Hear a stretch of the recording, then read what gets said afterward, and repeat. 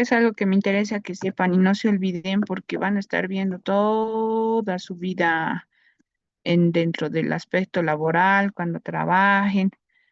Es necesario que todos nosotros sepamos identificar estas patologías.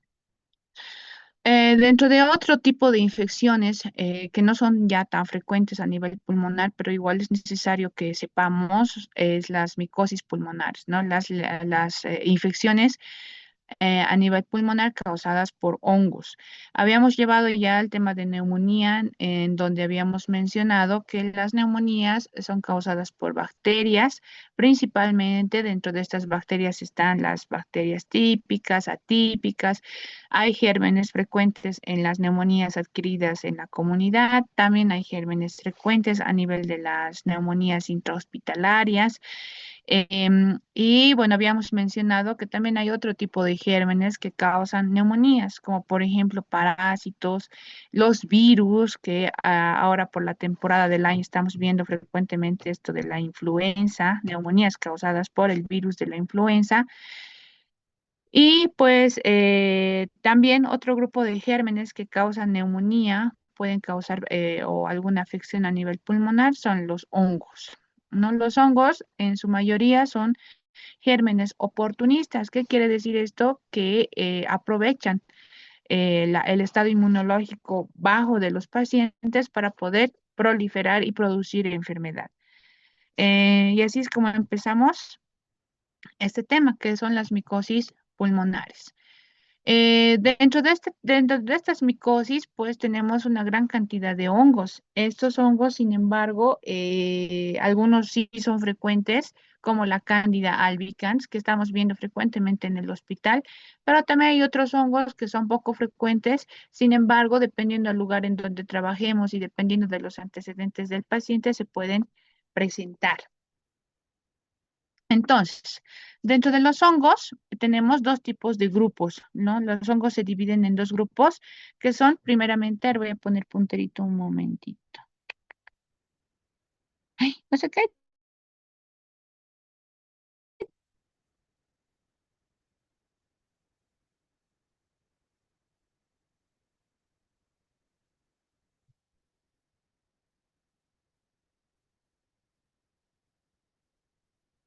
Hay activado subtítulos y no sé cómo desactivar. Ahora voy a dejar de compartir y otra vez voy a compartir. Tan, tan, tan, tan, tan. Y sigue activado. Ah, está, creo que ya no.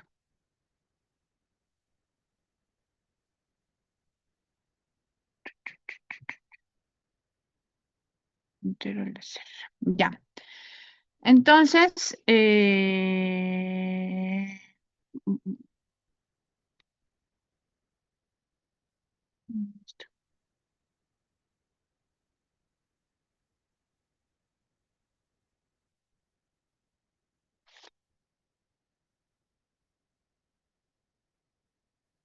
mira, está en el puntero ya. Entonces, tenemos dos grupos de hongos, ¿no? Están los hongos que se llaman levaduras o también llamados hongos unicelulares. Y están los mohos, que son los hongos pluricelulares, las levaduras y los mohos. Las levaduras unicelulares y los mohos, los pluricelulares. Dentro de los unicelulares, o sea, las levaduras, está la cándida, que habíamos dicho que es un germen frecuente, el criptococcus y el Pneumocystis gyrovesi, entre otros que vamos a ir mencionando a medida que vayamos desarrollando el tema. Dentro de los mohos tenemos a algunos hongos como el Aspergillus spp, que es un hongo relativamente frecuente, que a medida que van avanzando los métodos diagnósticos y la ciencia dentro de la medicina, pues se va haciendo más frecuente porque lo logramos diagnosticar, ¿no? Entonces, como no sé, creo que el otro curso les decía, hay algunas enfermedades que se dicen que están apareciendo, sin embargo, no es que están apareciendo, sino que hace tiempo ya han habido, solamente que no se las diagnosticaba, no había tal vez muchos métodos diagnósticos para poder hacer o detectar estas enfermedades como el cáncer. Por ejemplo, dice mucha gente, últimamente está viendo mucho cáncer están apareciendo patologías inmunológicas, y eso es porque a medida que pasa el tiempo, pues se van aumentando especialistas, se va aumentando también los métodos diagnósticos que nos ayudan a hacer diagnóstico, que o se va haciendo más fácil diagnosticar estas enfermedades. Pero no es que están apareciendo, sino que han habido ya desde antes, solo que ahora se los está logrando diagnosticar con más frecuencia y más facilidad. Dentro de estas patologías que antes supuestamente no habían y ahora hay, son las neumonías por aspergilosis, ¿no? La Aspergillus SPP, que ya en el Bracamonte hemos ya diagnosticado como 4 casos de aspergilosis. Entonces, y tenemos un tercer grupo además, que son los hongos dimórficos. Estos hongos dimórficos se caracterizan por tener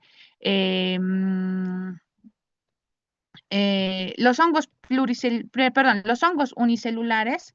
eh, Se caracterizan por crecer en regiones húmedas, y los hongos pluricelulares pues se caracterizan por crecer en hifas, como hifas micóticas, y los dimórficos pueden tener forma de acuerdo al ambiente, pueden tener forma de levaduras o pueden tener forma de mohos. Entonces son cambiantes, por eso se llaman dimórficos, y dentro de estos dimórficos está el Histoplasma capsulatum, el Blastomyces dermatitidis, coccidioides, el Paracoccidioides brasilensis y el Penicillium marnefei, ¿no? Entonces, estos hongos son cambiantes. De acuerdo al ambiente, pueden comportarse como levaduras o pueden comportarse como mohos. Vamos a ir describiendo cada uno de estos hongos.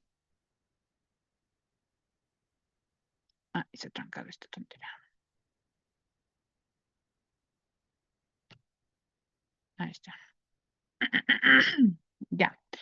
Las levaduras o mohos son hongos que causan infecciones en pacientes inmunocomprometidos, es decir, pacientes que tienen enfermedades de base, como por ejemplo las enfermedades inmunológicas que causan déficit de la inmunidad, y una infección muy frecuente en nuestro medio, que es el virus de la inmunodeficiencia humana, ¿no? Que causa inmunosupresión a tal extremo de que los pacientes con inmunodeficiencia humana llegan a tener cualquier tipo de infección, y entre ellos están pues los hongos oportunistas. Los hongos dimórficos, que habíamos dicho que se pueden comportarse como levaduras o mohos, como el Cryptococcus, producen infecciones en personas previamente sanas y generalmente son autolimitadas, no son tan agresivos como las levaduras o los mohos.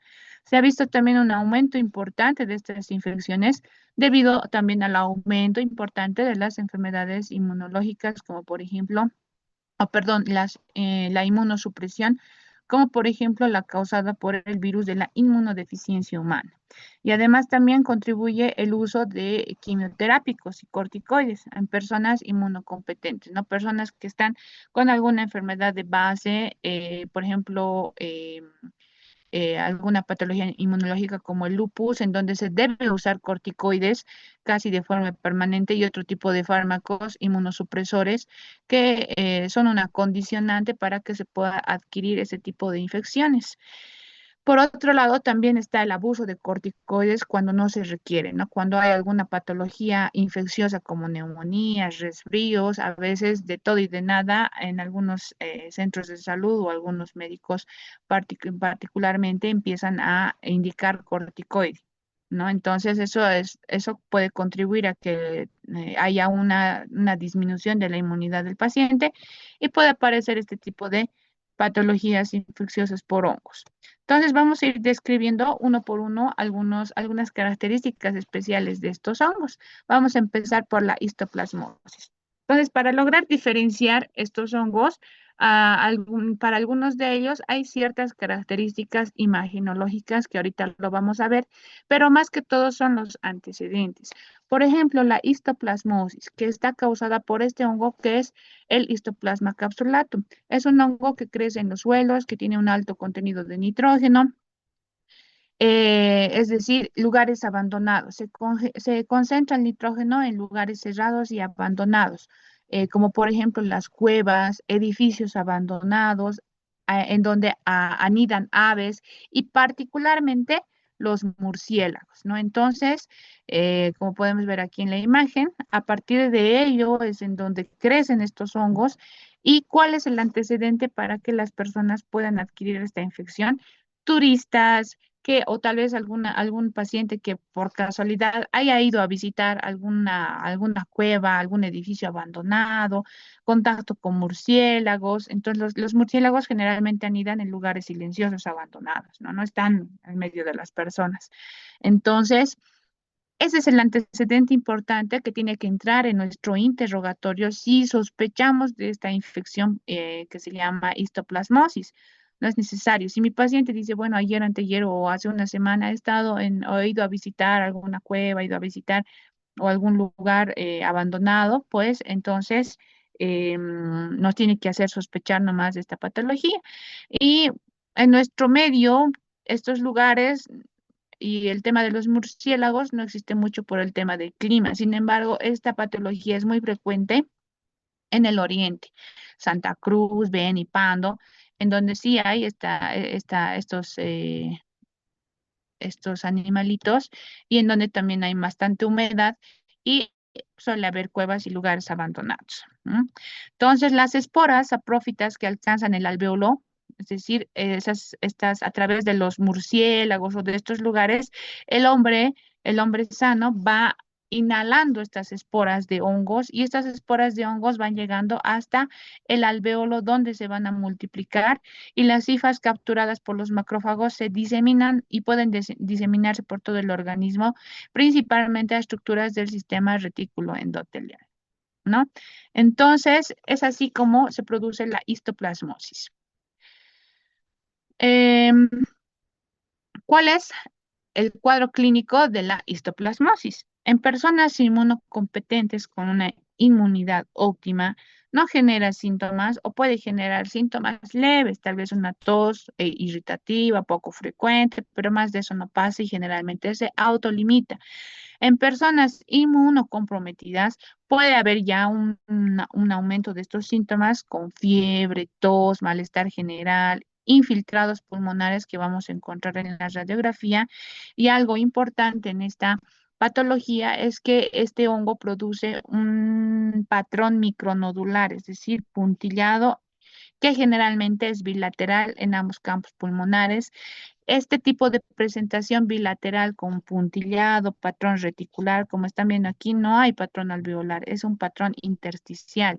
Retículos y micronódulos, lo que nos orienta a un tipo de neumonía atípica. Entonces, estos hongos causan un tipo de neumonía típica por la forma de presentación, que no es de una neumonía adquirida en la comunidad por bacterias típicas, como por ejemplo tos con expectoración purulenta, no hay eso. Puede haber tos, sí, pero a veces es no productiva, generalmente, malestar general y los infiltrados que siempre son bilateral en la radiografía. Hay micronódulos difusos progresivos, luego se produce rápidamente una insuficiencia respiratoria por toda esta afectación intersticial. Al haber afectación intersticial, así como hemos explicado en la fisiopatología de las neumonías atípicas, el germen atípico, en este caso estamos hablando de este hongo, no va a afectar estrictamente al alvéolo. Como hemos visto ahora al mencionar que las hifas llegan al alvéolo y se multiplican y luego se van diseminando por todo el organismo, principalmente al sistema retículo endotelial. Entonces, estos hongos van a localizarse al intersticio pulmonar y sabemos que cada alvéolo, alrededor de cada alvéolo está el ovillo vascular. Entre el ovillo vascular y el alvéolo está la membrana alveolo-capilar, que es sumamente delgadita y muy permeable para permitir la difusión de gases. ¿No? Esta membrana alveolo-capilar está formada por la pared del vaso sanguíneo, un poco de intersticio y la pared del alvéolo. Es sumamente delgadito esa parte del intersticio. Pero como este hongo se va a localizar, al igual que muchos gérmenes atípicos, incluidos los virus, en el intersticio, pues va a haber un engrosamiento de este intersticio, lo que no va a dejar difundir fácilmente los gases. Y de ahí es que va nacer la insuficiencia respiratoria, ¿no? No va a haber difusión de gases por el engrosamiento intersticial, lo que produce engrosamiento de la membrana alveolo-capilar y el paciente va a cursar con incluso distrés respiratorio. El diagnóstico se lo hace primero por la sospecha clínica tras el antecedente del paciente con un buen interrogatorio. Luego tenemos que determinar en sangre o en orina el antígeno polisacárido del histoplasma. Eh, que en nuestro medio usamos la inmunoglobulina G o la inmunoglobulina M, que son un tipo de estudios inmunológicos que se solicita dirigido a un germen nada más. Por ejemplo, inmunoglobulina G y M hemos solicitado mucho para el COVID, porque se han creado reactivos específicamente para el COVID, ¿no? Entonces, aquí se puede solicitar inmunoglobulina G y M también dirigido a histoplasma para poder diagnosticar o detectar esta patología infecciosa. Otro tipo de infección por hongo es la causada por la blastomyces dermatitis, que se llama blastomicosis. Este hongo es un hongo endémico dimórfico, es decir, puede comportarse como moho, puede comportarse como levadura, con una distribución geográfica parecida a la del histoplasma. Sin embargo, la blastomisis, a diferencia de lo que ocurre en la histoplasma, no provoca una reacción granulomatosa. Ya no son esos micronódulos que habíamos visto en la radiografía de tórax, sino más bien es una reacción ya piógena, es decir, aparece pus en los alvéolos y eso te da una imagen parecida a la neumonía. ¿Por qué? Porque la neumonía se caracteriza por tener o por presentar radiográficamente el patrón alveolar. ¿De dónde nace el patrón alveolar? Del acúmulo de secreciones a nivel alveolar. Lo que le da la característica de radiolucidez a la radiografía son pues los alvéolos bien infladitos, llenos de aire, porque sabemos que el aire en la radiografía se ve como radiolúcido, negro, ¿no? Sin embargo, si estos alvéolos se llenan de secreciones por una neumonía, por bacterias típicas o algún otro proceso, como en este caso el blastomisis, se produce secreciones y pus dentro del alvéolo, lo que va a ocasionar que ese alvéolo se manifieste en la radiografía. ¿Cómo se manifiesta lo líquido en la radiografía? Pues como una radiopacidad, ¿no? Entonces se manifiesta como radiopacidades algodonosas, que es el patrón alveolar.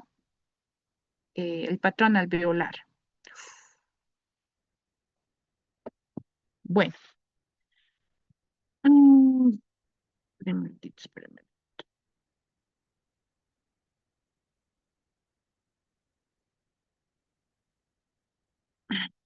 Ya. Entonces, y es así como se manifiesta, ¿no? No es un patrón micronodular como habíamos visto en la anterior patología, sin embargo, es más piógena, es decir, dentro de los alvéolos pus, lo que le va a dar una imagen parecida a la neumonía, una neumonía en realidad. Y el blastomisis es causada por el blastomisis dermatitis que crece en material orgánico en descomposición. El cuadro clínico, pues tras un periodo de incubación que oscila entre 3 semanas a 3 meses, aparece un cuadro clínico caracterizado por febrícula, mialgias, tos seca, que progresivamente se hace productiva. ¿Por qué? Porque los alvéolos están llenos de secreción y eso se va a volver productivo, va a eliminar el paciente como secreción purulenta y migra a piel y huesos del cerebro. Podemos confundirlo fácilmente con neumonía bacteriana, sin embargo, es muy importante siempre el antecedente endémico, ¿no? Donde vive este hongo es parecido al histoplasma, entonces lo podremos encontrar también en cuevas, más que todo en el oriente. em, em, en edificios abandonados o casas abandonadas, en donde se junta nitrógeno, ¿no? Entonces, este hongo, para no confundirnos con neumonía, en todos estos hongos es importante siempre tratar de obtener todos los antecedentes del paciente. Ahora, si a nuestro consultorio aquí en Potosí no se ha llegado un paciente del oriente, pues hay que nomás sospechar de estas cosas siempre y cuando haya algún tipo de antecedente, no haya visitado algún lugar o tal vez vive el paciente por alguna región donde es endémico este hongo. El diagnóstico se la hace mediante la visualización directa de estos hongos en cultivos de secreciones respiratorias. Es decir, enviamos la secreción del esputo en realidad y mandamos al laboratorio y que nos los cultiven y este hongo suele crecer rápidamente en estas secreciones. O si es que ha migrado, porque este hongo tiende a migrar a la piel, a los huesos, al cerebro, y si es que ha migrado, podemos aparecen lesiones dérmicas y podemos tomar una biopsia de esas lesiones y enviar al laboratorio o anatomía patológica en donde se va a evidenciar el crecimiento del blastomisis dermatitis. Bueno, otro tipo de patología por hongos es la coccidiomicosis.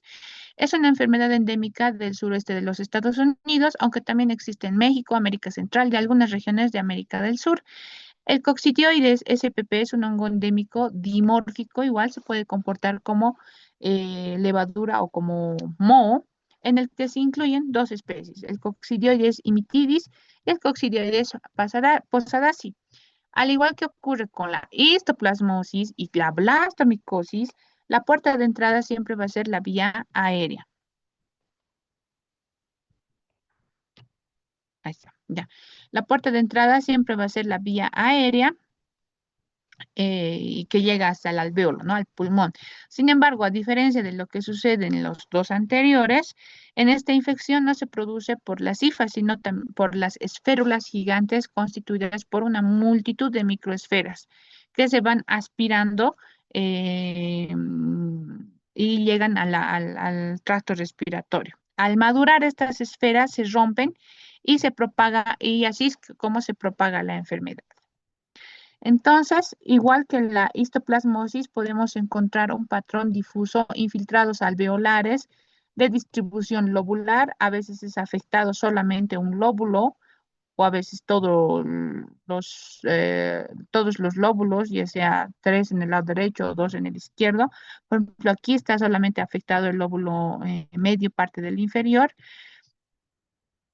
Y la afectación mediastínica son también muy habituales. En ocasiones se observan infiltrados nodulares difusos, al igual que la histoplasmosis, ¿no? Entonces, es un tanto confundible con la histoplasmosis, sin embargo, lo que nos va a dar el diagnóstico final son los exámenes de sangre. Bueno,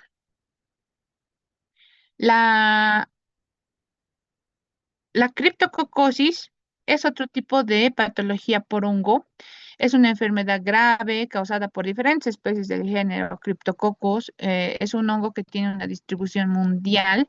La infección se adquiere por inhalación de las levaduras. La forma clínica de presentación más frecuente es la meningoencefalitis. Lamentablemente, este tipo de patología, la criptococosis, produce meningitis, meningoencefalitis subaguda o aguda, originada sobre todo, si se corta van a volver a entrar, por favor, originada sobre todo por las especies de Cryptococcus neoformans o Cryptococcus gatyi.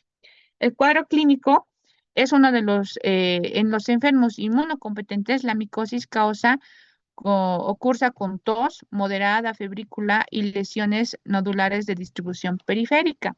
En inmunosupresión grave, la infección pulmonar puede ser difusa y diseminarse a múltiples órganos, como por ejemplo el cerebro, y producir una meningoencefalitis aguda. Y muchas veces estos pacientes fallecen, ¿no? Pero siempre y cuando tengan un antecedente de inmunosupresión grave. Si no hay inmunosupresión, generalmente se autolimita y solo pueden producir algunas lesiones nodulares de distribución periférica, es decir, en los bordes del pulmón. En caso de inmunocomprometidos, recién empieza a migrar a otros órganos. Y lo más grave en este caso es la meningoencefalitis. ¿Cómo se hace el diagnóstico? Se hace mediante aislamiento directo del hongo por cultivos de sangre y de muestras respiratorias, incluyendo el lavado broncoalveolar. Puede hacer una broncoscopía y se puede hacer lavado por dentro de los bronquios y alvéolos, y esa secreción enviar al laboratorio para cultivo, y ahí es donde se determina o crece este hongo, ¿no? Y ahí es donde se determina si es o no este hongo. La determinación del antígeno criptococócico se puede determinar también mediante identificación de este antígeno en líquido cefalorraquídeo si estamos sospechando de una meningoencefalitis subaguda. Entonces, eso se hace una punción a nivel de la columna, una punción lumbar que lo hacen los neurólogos neurocirujanos. Y este líquido se debe enviar a la detección de este antígeno de criptococócico, ¿no? Y de esta manera determinar esta patología.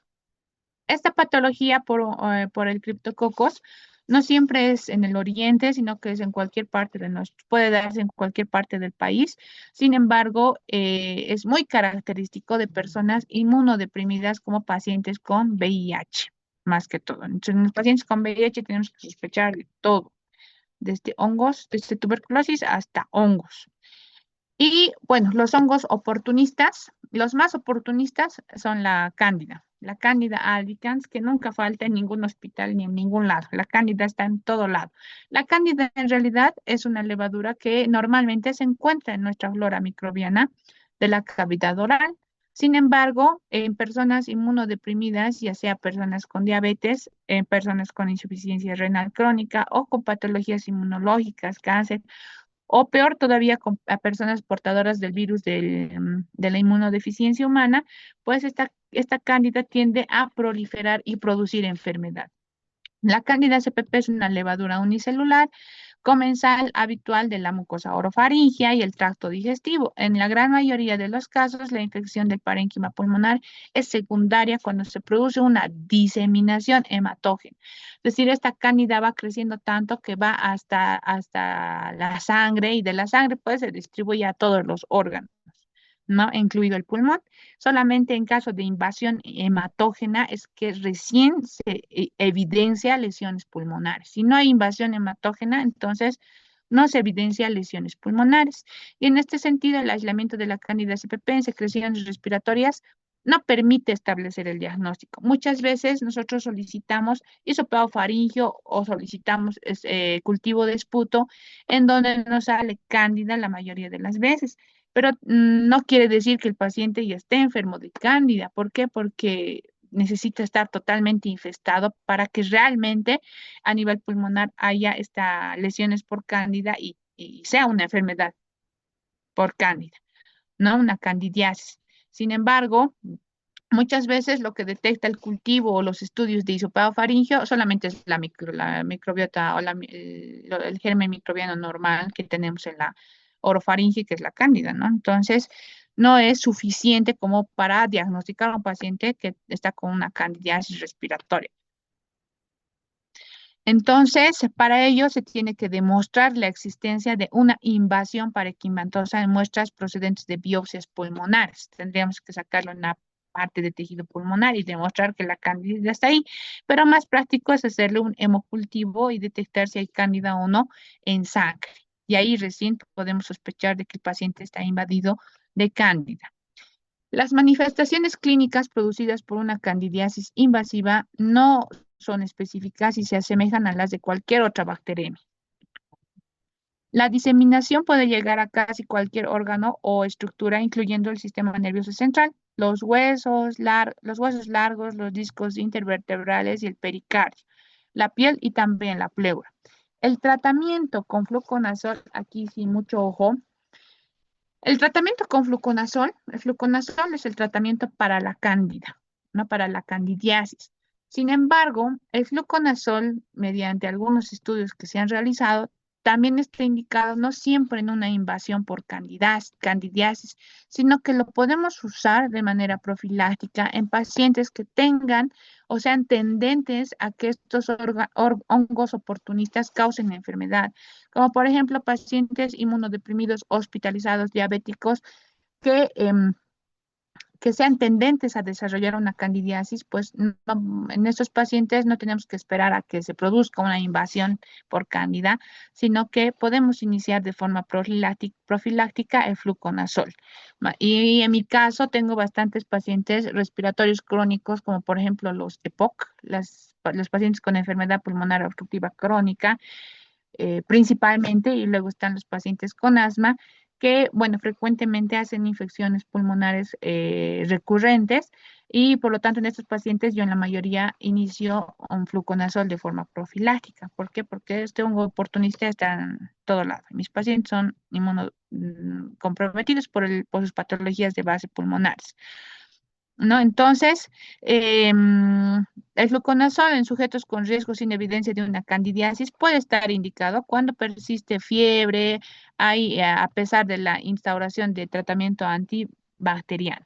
Y algunas lesiones radiográficas que podemos encontrar en la cándida no son específicas, es decir, no se presentan solamente en cándida, puede haber patrones alveolares o un patrón alveolar así difuso en distintas regiones del pulmón que podría igual ser causado por algún otro tipo de bacteria, ¿no? O alguna bacteria. Entonces, no es específico las lesiones, pero podríamos encontrar imágenes parecidas a una neumonía bacteriana.